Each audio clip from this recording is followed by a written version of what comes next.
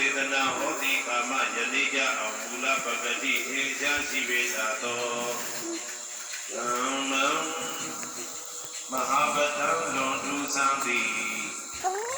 အကမဝေမသောမြတ်ဗုဒ္ဓ၏စေတနာတော်အလုံးကိုနယံတရားဟောတရားနာဖြစ်ကြကုန်သောတတိတော်တို့သည်အကြရံကာယဝစီမန္တတိသုံးရတို့မပြစေလိုကြည်နေရသည်စွာ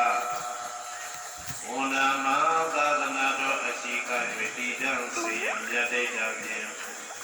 အဘံဤနု၍စီကိုပူမျောလိုက်ကြပါတော်ဤအရှင်ဘုရား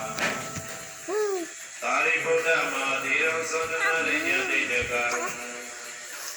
ဧရာပိကေသူဝတေတာကဝန္ဒမအာတေရသန္တနာလေးညတိတ်တကံ